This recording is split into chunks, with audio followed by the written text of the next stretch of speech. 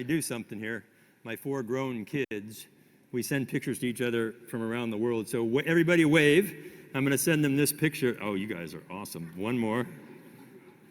I win. So, all right. So let's get started today here. Little philosophy. It's the mark of an educated mind to be able to entertain a thought without accepting it. Wouldn't that be nice if we could just have some civil dialogue, right? And so when we think about these things, I'm gonna feed on what Jordan introduced us with the last couple of days. Faith is the process of removing doubt, and science is a process requiring doubt. We're not so as a scientist. We are filled with doubt. We are always skeptical and we are always challenging. And you can think of them kind of in this way. They don't have to live separately. Faith and science can live together, but if we remove doubt from science, it becomes religion.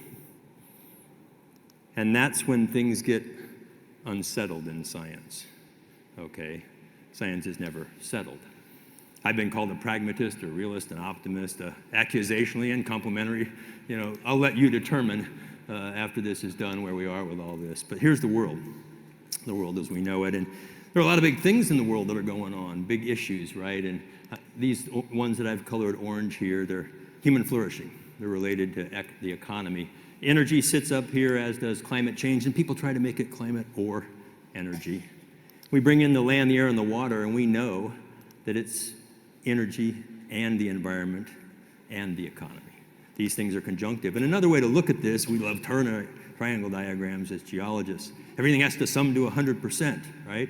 Reliable energy, affordable energy, and low emissions energy. If you want 100% low emissions, you get 0 of everything else. There are trade-offs in this very real world that we have to work with and deal with. And I've called this the radical middle for a very long time. And interestingly enough, I noticed there's an A and an R and a C in the radical middle, and it's kind of where the ARC is sitting. Isn't that a neat coincidence? Maybe it was my journey. The world lives in some level of energy poverty today. 5 billion people. It's a phenomenal number when you think about it. I put out a piece called Net Zero Poverty. The editors changed the titles, but that's what it talks about. And then there's the rich world in blue. Not that extensive, is it? We want climate security. We want it clean. Well, where's the cleanest air in the world? The green countries, where it's rich. Where's the dirtiest air? The red countries, where it's poor. Same with soil, same with water. Poor countries simply can't afford to clean up the environment. They have other priorities. Bring that all together and you start to realize that energy security, it varies tremendously across the globe. It's a paradox. I first said this 10 years ago in Ecuador, I think. Energy won't end poverty, but we can't end poverty without energy. It's time to power the people. It's time to bring energy access for all. So when you think of this conundrum, energy access for all, and managing climate impacts, it's not an easy challenge. It's not a binary challenge. We used to cook with wood indoors 10,000 years ago. The sun is the first form of energy. It grew the hay that powered our vehicles. They pulled their own food. And then we started collecting the wind and the motion of water to do useful work and bigger dams, and we killed whales to light our homes. And this is old energy. And then along came coal, and that changed the world. It's very dense. Boil water, make steam, turn a turbine, run a generator, and make light. That changed the world. Oil comes along, we refine it and put it in our vehicles. And then natural gas, and finally nuclear. All right? And this is the new energy. And why am I showing you all this? It's because of this concept of energy density. Michael talked about it yesterday. We've gotten a lot denser with energy, not a little bit, hundreds of times denser. It drives modern societies. Dense energy does. And we have words for this stuff: renewable, thermal, clean and dirty. A little judgmental. Industry has its own terms: intermittent and reliable. Okay. And how about weather dependent and firm? Let's call it electrons and molecules. The stuff on the left makes electricity. We can burn molecules to make electricity, but we do more with molecules. A lot of heat to make cement and steel. Molecules for plastics, molecules for fertilizers, ammonia for fertilizers. The world needs both. We're not going to electrify everything. We have to have both. So we've got to strive to be completely factual and factually complete in this world. I said this testimony to Senator Manchin's hearing on climate a couple years ago. What does that look like? Well, my slides are color-coded. These are the color scheme. Oil and coal are still going up in the world today. They're very dense. They make a lot of CO2 when you burn them. Natural gas is growing tremendously, so is nuclear still. It's very dense, less CO2. And finally, hydro and solar and wind and other things are going up as well. They're not dense. They don't make much CO2. There's trade-offs in this real world of ours. The 2019 Great Recession global, you see the dip in energy there in the world? That happens when the world doesn't move around as much. And here's the COVID recession. A little deeper, we're already consuming more energy than we did pre-COVID. Nothing structural changed. We consume more coal and oil in the world today than everything else combined. That's the actual data. Those are the generation. Nothing has gone down. We just keep adding energy addition. Look, there are three kinds of people in the world. Those who are good at math and those who aren't. So, which of the three are you? Here's a little math for us, maybe. It's completely factual that the sun and the wind are growing faster than everything else. It's a rate. It's exponential. Let's scale it and make it a little more factually complete. There they are in the global increase. It turns out they represent about 10% of the growth in energy demand, 10% of the growth, not the base. So here we sit, where are other things? Well, coal and natural gas represent 52% of today's energy, down from 53% 70 years ago. Okay, and gas more than coal now. That mix has changed. Why coal? Well, here's why. China consumes a lot of coal. This isn't for electricity, this is total energy. More coal than all the other energy combined in China. And it's not slowing down, no matter what you hear. Building about a coal plant a week still in China, a big one. Let's lay India right on top of China. Here we go. India passed China in population April this year.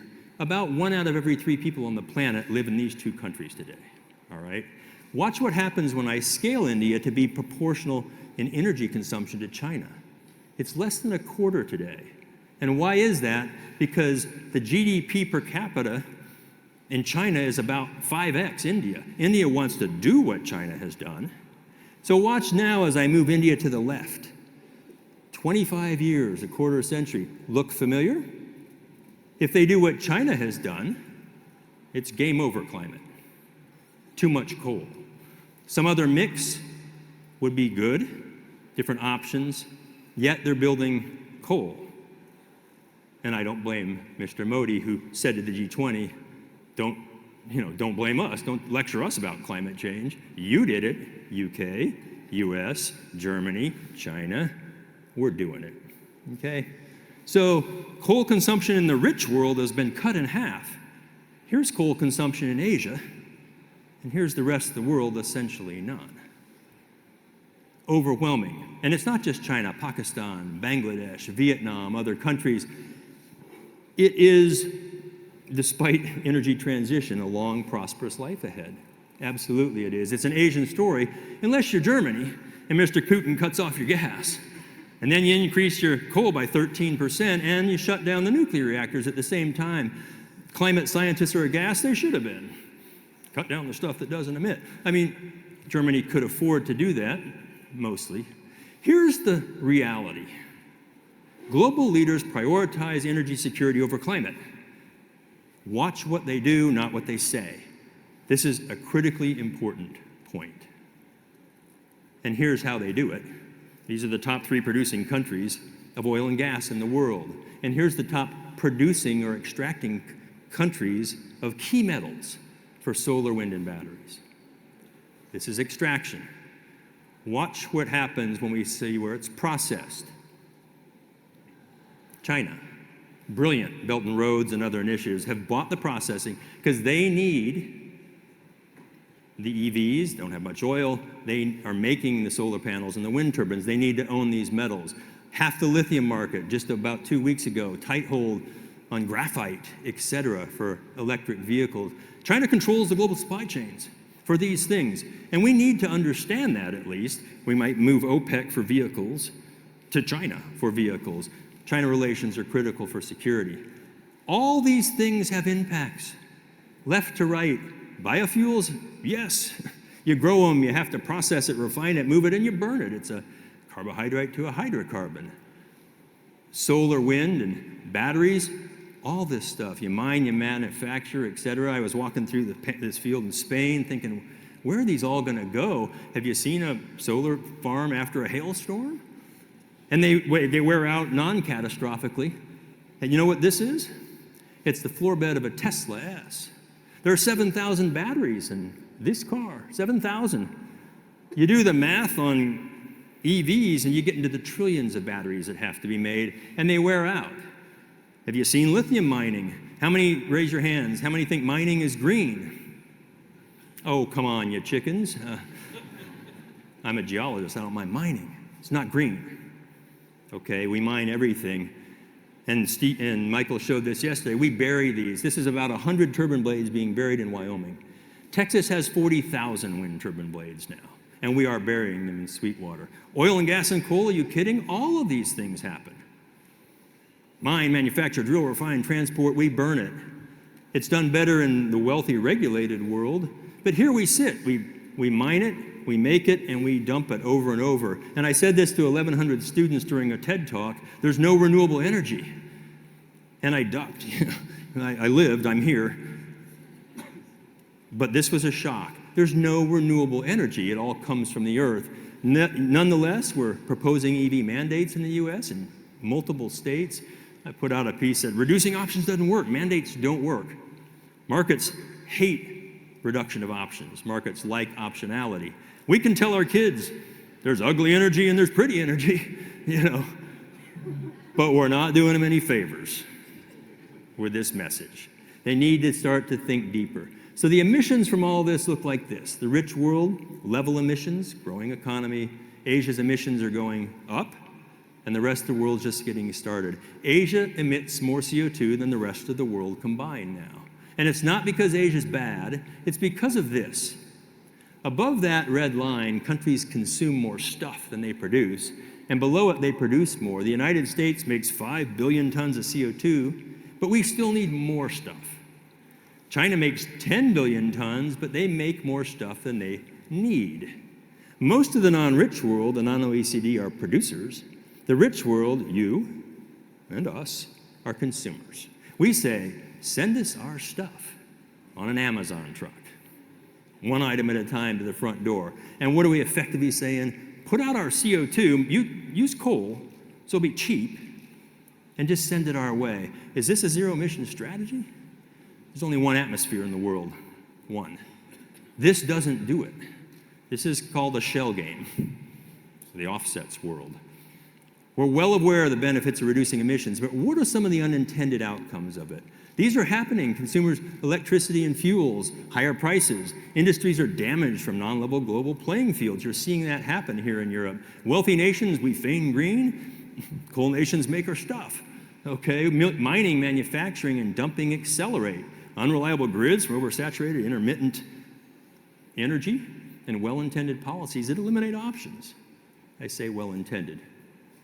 So as with most things, the trade-offs with NZE, there are trade-offs. And we got to discuss them and carefully consider them. So this thing called an energy transition. I think some people think, here we are in today's energy, and we're just going to go watch closely to tomorrow's energy.